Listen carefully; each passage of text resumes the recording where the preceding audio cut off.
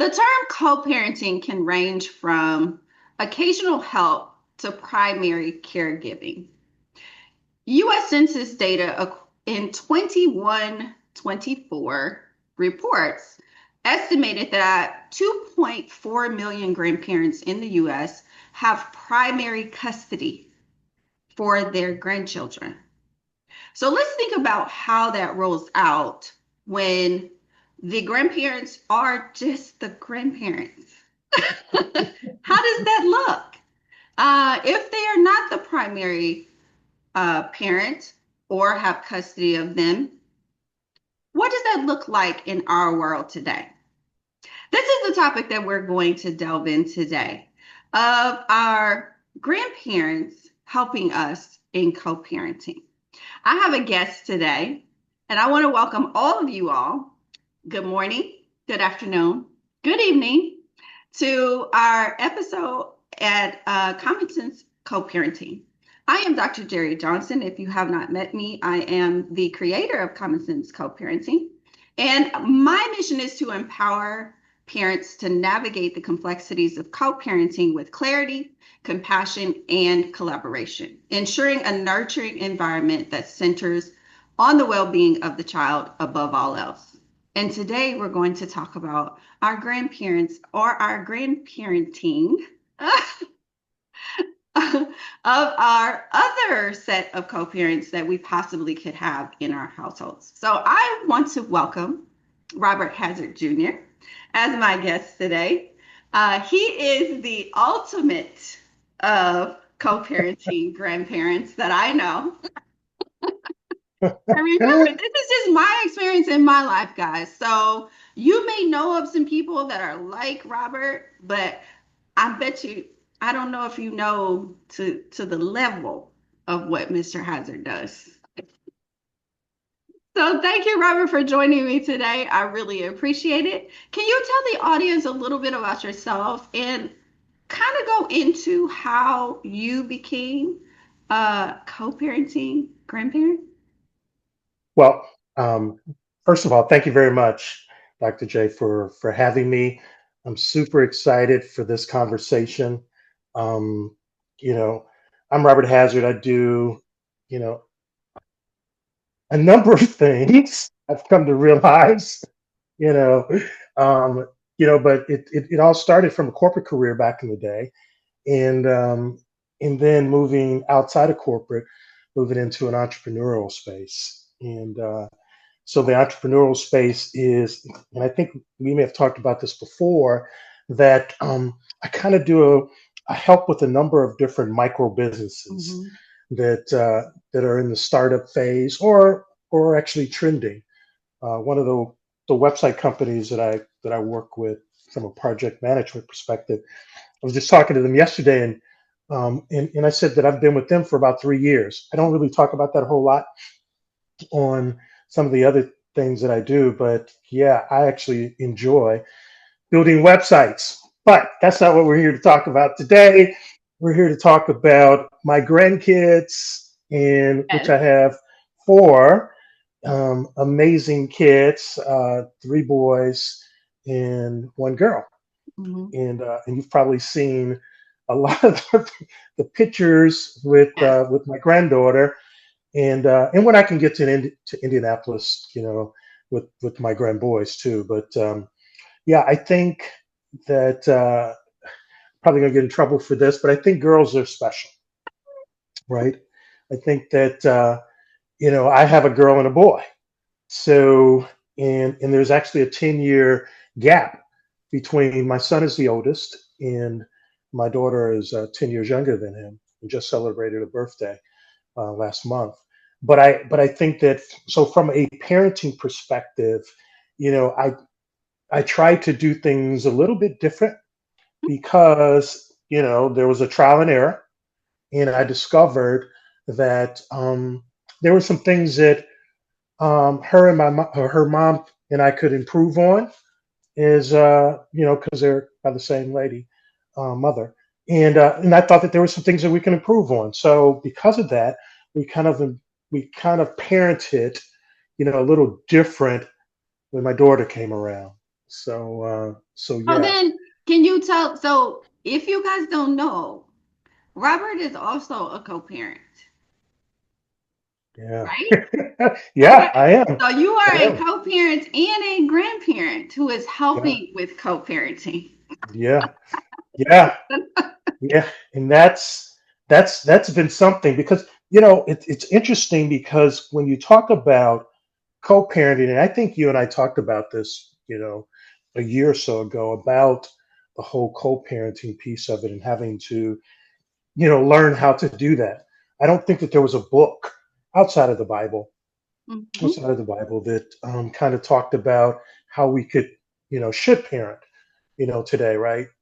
And and many people don't know this, but I used to sell religion. So I was out, talking to people, on doorstops and things like that. But one of the things that the religion taught me about was family, and there was a book that they had years ago called "The Keys to Family Secrets to Family Happiness." Mm. In that book, it talks about kind of co-parenting, from a spiritual perspective, and what we could do to kind of make that situation better, for us. And so one of the things that I think about, Jerry, is that um, there is sometimes we don't agree, you know, and because we don't always agree, both, my kid's mom and I started out in the same religion back 40 years ago. So at least we had a basis for how the Bible saw things. Yep. And when there was a disagreement or a need to be paused on something, we could at least go to the scriptures and kind of talk about that, right? And so that, I think that helped me. I think it also helped me in the sales career that I had for, so many years because it helped me to be able to deal with people. But yeah, it's co-parenting and being able to listen to the other partner is really important. Right. And so when you and I just talked about faith and co-parenting on a couple Mm, of my episodes. So I'm okay. glad that you brought that up because I don't know that people understand how it can create a Hmm. foundation for you to kind of step outside of yourself Yeah. in certain situations and think about the values that you guys have and what the end game is, right? What do we want the outcome to be? Not just about us, but for our child. And what is our foundation? So Hmm. if your faith is your foundation, then that's something that you two can agree on, Yeah. even in Yeah. times of disagreement, right? Yeah. Right. So, I mean, to have that as a foundation is fantastic. But when you talk about moving that co-parenting from co-parenting with your own children Hmm. to co-parenting with your grandchildren, the statistics are real like today because Hmm. when I was looking at them, it was like US grandparents spend $238 billion a year on their grandkids. Hmm. Okay. And at least 1 in 6 of like those grandparents are financially supporting their kids and their grandkids. That's like Hmm. 60 million people, kind of like Hmm. roughly, you know? Hmm. Hmm. That is wild It is to me. right. I looked at some of those numbers, but I didn't know that it was like that. So that's very interesting that you're saying that. Yeah, I mean, it is wild to me because I was like, in this sandwich generation that we kind of have, where Hmm. people are having kids later and or they have had kids what we might call later in their late Sure. 20s or early Hmm. 30s. Hmm. Um, Now they are taking care of their parents, their kids, and sometimes their grandkids because of having children later because Hmm. parents are getting older, then your kids have gotten older, now Hmm. they're having kids, and so you're sitting in the middle of just this sandwich of Yeah. financial responsibility. Hmm. So if you can kind of give me, give our audience some background on like how you became, that grand co-parent, Hmm. and what that's kind of like for you, like right now. What is that like for you? Or how has it been? How did it start and how is it going? I think it's been very different because as I look back or think back to, um, my mom was involved in my kids' life while she was, alive, and we kind of needed her because we were young, and we kind of needed her to kind of take care of my son and things like that. She couldn't take care of my daughter because she passed away by then, um, but helping from a child care perspective, my mom was, hey, back then it was still, you know, quite expensive to have them in daycare. So fast forward, I think that it's actually been, it gives me joy to be able to be involved in my kids life. So I get excitement out of that. Um, and I think it's been interesting because, as parents, we kind of have our own preconceived ideas of how our children should raise the child, Mhm. that they have. And, sometimes it is, I've had to pull back, find myself pulling back to say, you know what, I would do this way, et cetera. But, you know, um, that's not my kid. Right. She looks like me, you know, um, He as does. well as, yeah, she does. I mean, people think that she's my kid. The same with the boys, but I have to have fun with them, but I have the idea that I'm giving them back, to their parent, and their parent is going to, take care of them. I think it's funny. When I think about, my ex-wife and I, when we're when she has time with my granddaughter, and and it's kind of like I kind of want to outdo her when it comes to, if she's teaching her, I know she's going to see this, the ABCs, stuff like that.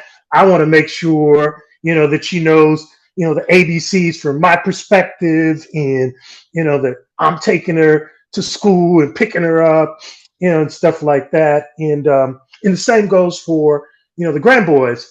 She sends them money, and then I'll ask, like, okay, so you sent, you know, the oldest some money because he's playing football and stuff like that. And I'm like, man, I got to see if I can send, you know, money and stuff like. So it's almost like it's like trying to. I know this wasn't your question, but it kind of goes into where, we're trying to, or I'm trying to, um, outdo, Right. her.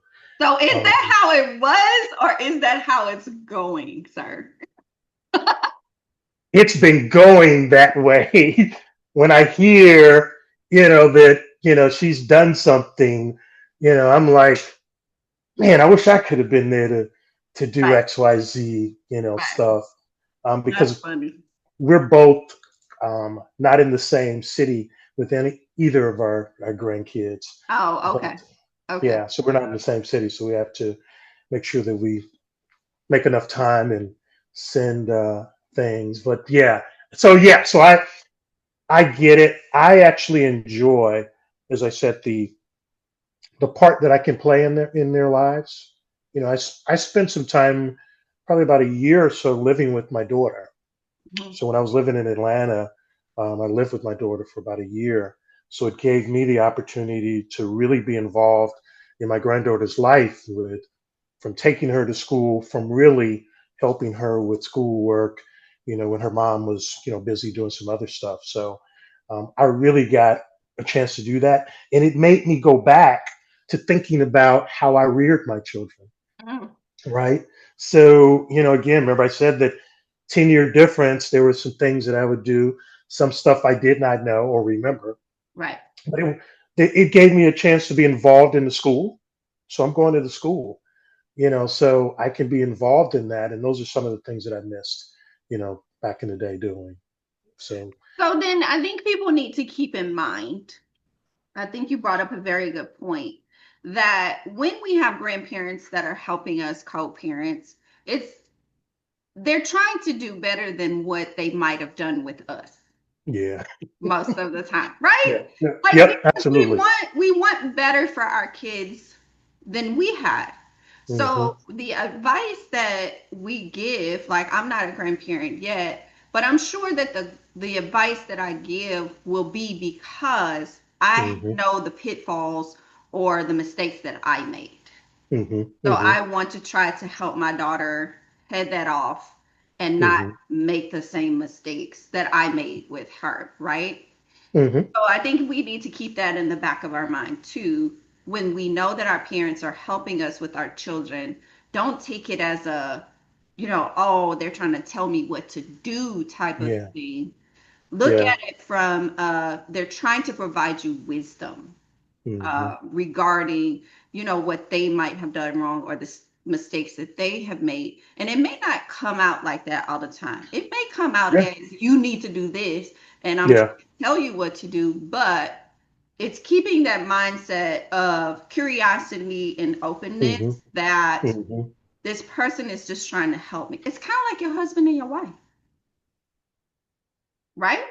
Yeah. Yeah, Oh, most absolutely. of the time they're so familiar with you that things come out of their mouths Hmm. that you're looking at it like, dang, what say it to me like that?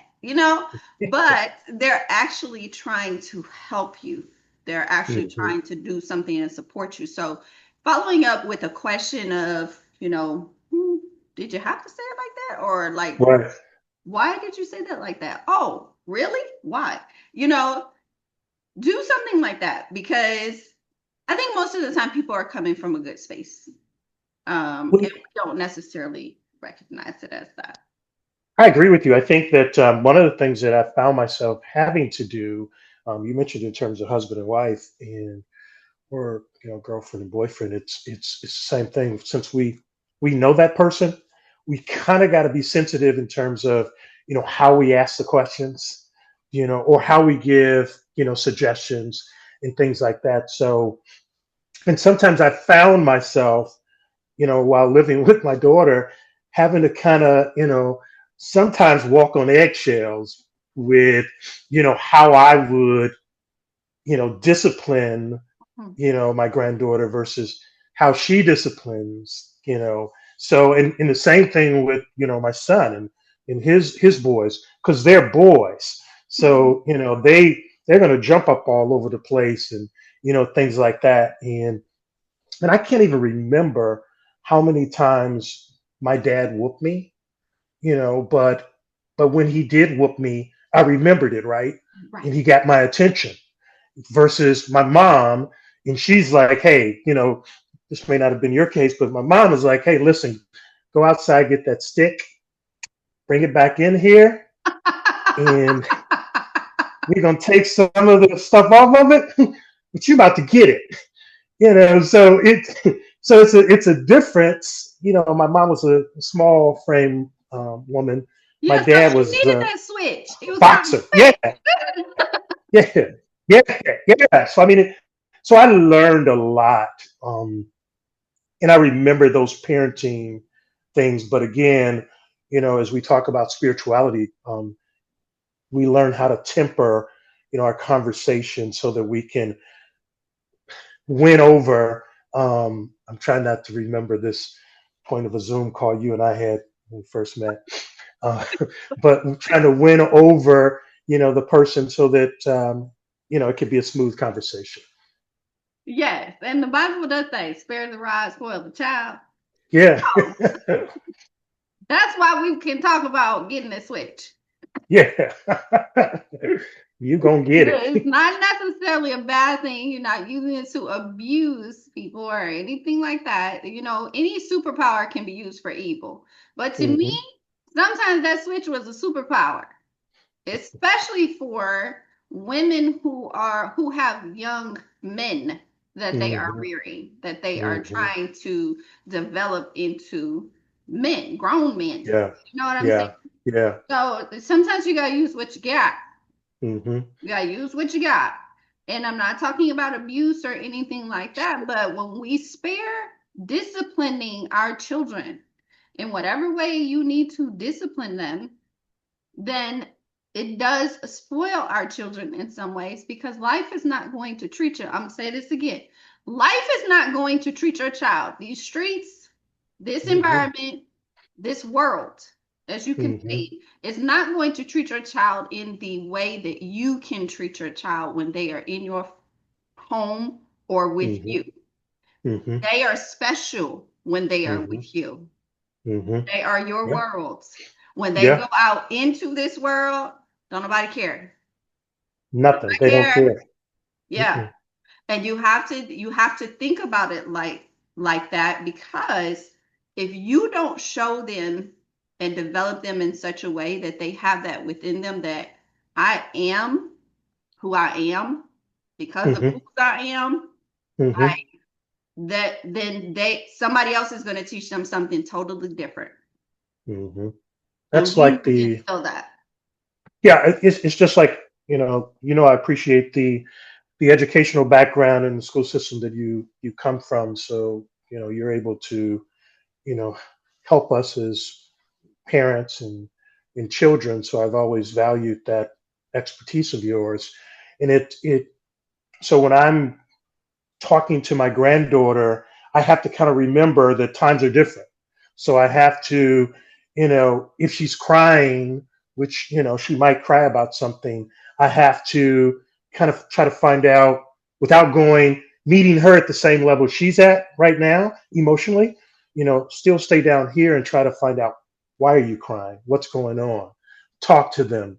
Whereas before, when I had my kids, I wasn't trying to. I'm gonna give you something to cry about. It's different. You know that. And that's the thing that we don't know what they're crying about, but we're gonna give them something to cry about if they don't shut up. But it's so different, today, and it requires a conversation and listening and just being calm. That's why I say girls are different than boys. Boys are different. So yeah. So yeah. Okay, so let's have that conversation. Let's have Hmm. that conversation because people consistently feel like boys and girls should be treated equally Hmm. Hmm. as far as discipline goes. Sure. Sure. Now, we have discipline codes in school, we have Hmm. laws supposedly that we are Yeah. supposed to abide by. Yeah. And I say supposedly because not Yeah. everybody has to abide by the laws, but Yeah. that's another conversation. But Sure. I wholeheartedly feel we need to be equitable in our discipline with Hmm. males and females, Hmm. not equal, Hmm. Hmm. because situations are different. Males and females, brain processing differently, emotional sense, Hmm. all of that is different. Hmm. So when we talk Absolutely. about disciplining, a lot of times you will hear parents, well, not even parents. I have heard people say, we raise our girls, Hmm. but we love on our boys. Really. Hmm. And I'm That's going to interesting. tell you why I think I've heard that. I think I've Okay. heard that because we have a lot of single parent households Mm. that are Okay. mothers. Okay. Hmm. And the mothers love the son, love on the sons because they know this world is going to be hard on them and this and Hmm. that. But Hmm. they raise their girls. Once again, let's go back to this. I know Robert is on the relationship podcast, y'all, so I can have this conversation with him. So we raise our girls because we want them to be independent. We don't want them to Hmm. have to, Hmm. depend on the man and da, da, da. But what about the boys? Like, Hmm. it's just like, come on, man. When in schools, I'm just gonna Hmm. say we have a lot of research that says our African American boys do get suspended more. They Hmm. get, behavioral consequences more then the African American girls, but the African American girls or the young ladies of color Hmm. still have higher, behavioral consequences, of course, than Caucasians and Hispanics and things like that. But both are here and here. So Hmm. it's just like they're not that far apart anyway. But what do Hmm. you think about that? Because you have mentioned now that the boys may get treated a little bit differently Yeah, than the young lady. sure. So expound on that a little bit in your co-parenting experience. Like, how does that look and why so? Why so? Well, as you know, I mentor third grade boys, right? Mm-hmm. And we've been doing that now for about 5 years and around social emotional learning. And so since I've had an opportunity to be doing that with young men, it's also given me a different perspective on how I handle my grand boys, right? And in the things that I try to teach them, about respect, you know, just emotional, social emotional learning, Mm-hmm. those types of things that in listening to them, right? Because boys struggle with being heard, right? And seen. We've seen it in, the classrooms. We've seen it in relationships. We want a safe space. Even in some of our, men's therapy groups, we talk about it used to be a safe space. They've kind of changed it to say a brave space. Brave because we need to be able to talk about our feelings, Right.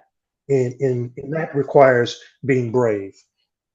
I've actually kind of looked at, how I deal with, my boys, that I want them to talk. I want them to fight. I want them to not get in trouble. Fortunately, my grandboys are actually doing very well in school. They're A and B students. They didn't get that from my side of the family, from me. But they're actually, so the behavioral issues are not there. And, so the aggressive piece of it is there because they're boys, right? And so once you learn that or understand why the aggression, um, I find it easier to be a grandparent with them. Did I answer your question? But your granddaughter, Uh-huh. does she have a problem with talking? With talking, you know, she doesn't have a problem with talking. And yes, the teachers are like, yeah, she talks a lot in school. you know because what I find that and it's probably across the board, because I see it with the boys that I'm mentoring too in school, in grammar school, is that there are, I won't say the class clowns, but there are those that are more talkative than some of the others, right? But I think for my granddaughter, I think, and maybe it's for girls, that they want friends. I They're more think social. they're more social, We're built to be social. We are. and that's what we love, about you as a woman, is the social part of it. So I'm glad that my granddaughter is expressive in saying, Susie or Sally is my friend. That's how they come home from school, right? I Mm-hmm. met, and who's your friend? That's Sally. Do you know Sally? They don't really know Sally, but they've adopted her, as a friend, and I'm all for it, because I think that socially we need community, Yes. right? And I think that's a really important. But yeah, there's a difference. But I think that, going back to what you said about single parents and having, boys, one of the things that I think used to happen, I don't know if it still happens today, but and it possibly does. The mother gives um, a a heavy responsibility to the boy Yes. in the household. He is now taking over for daddy, The man. who's Mm-hmm. the man, and she's saying, "Hey, you're the man of the house, and because you're the man of the house, I'm expecting this, this, and this." And quite honestly, that's a heavy responsibility, for a child. On a child. Yeah, Yeah. it is. And not to say, guys, that we don't understand the reality of the situation. Sometimes your oldest may be a boy and they need Sure. to help you with certain things around the house as they get older and things like that. But being mindful and being aware, this is Hmm. self-awareness piece of Hmm. what the weight of that can be on a child is all I'm asking. Like, Hmm. be aware of what that weight is. And if you have to rely on your child, boy or girl, female Hmm. or male, to Hmm. help with the other kids and things like that, at least have something in place where every now and then there Yeah. is a way of appreciation or even just verbal appreciation for all the work that they're doing to help you Hmm. do things around the house and things like that. Because Hmm. if they don't feel like they're being appreciated in some way and this is like their job or their, something Yeah. has been put on them, this big weight that's been put on them, they do take those types of things into the relationships that they will have with other people. Hmm. Okay. Hmm. That Yeah. weight weighs heavy, that mindset gets ingrained that I have to work or I have to do this or whatever to have somebody or to be appreciated and things like that. And it's a spiral and it, Hmm. it goes throughout the rest of their lives. Hmm. So, yes, I agree, Robert, that um that's a wait for and I've seen a lot of children in schools that I Hmm. have to be home because I got to Hmm. take care of this, or I had to get Yeah. up early because I had to get my brothers and sisters up, and then they come to school and they tell the teacher or they tell the principal or they tell someone, and then it's a whole problem because what happened in Vegas didn't stay in Vegas. No, Hmm. Hmm. kids go to school and they tell their teachers all types of stuff. Oh, all of it. I'm just gonna be honest. I've heard everything that I could possibly hear under the sun as Hmm. a teacher, as a principal, all of that.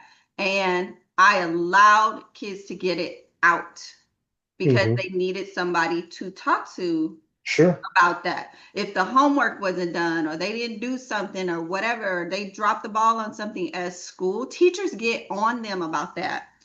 And you Hmm. know what? That's when it comes out where, dang, I had to do X, Y, and Z at home and all this type of stuff. Or the aggression comes out, the Hmm. anger comes out Hmm. on Hmm. other people rather than their parent because their parent is connected to their survival.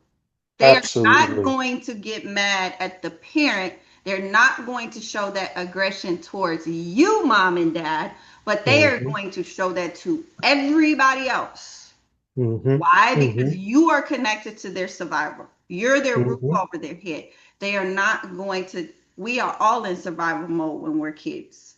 Hmm. Everybody. Yeah, we want to eat. Exactly. You want to live. Yeah, yeah, I exactly. mean, so you're not going to, most times, kids are not going to lash out at their parents. They're going to lash out at everybody else. And then parents come to the school talking about some, I don't know where they came from. Yes, let me tell you, Right. mom. Yeah. Let me tell Yeah. you, Yeah. dad, what they told Yeah. me. Hmm. And then you're going to get upset because they told somebody, but you need to be aware of what's Hmm. going on with your children. You got to be Yeah. aware.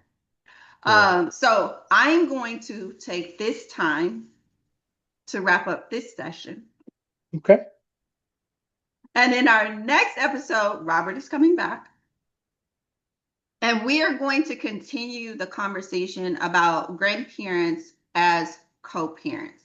And I got a couple more questions for Robert that may throw him off a little bit, but it's gonna Mm-mm. be okay. Okay. Let me think if I want to come back. People get a little bit nervous when I say I have questions. Right? I know. I can imagine. But this has been great. Thank you for having me, and I look forward to coming back as well. Thank you so much. And guys, come back for our next episode where we continue this conversation about grandparents as co-parents. This is fantastic. And I want to say to you guys what I always say, go out there and co-parent with a purpose. I'll talk to you soon. Bye.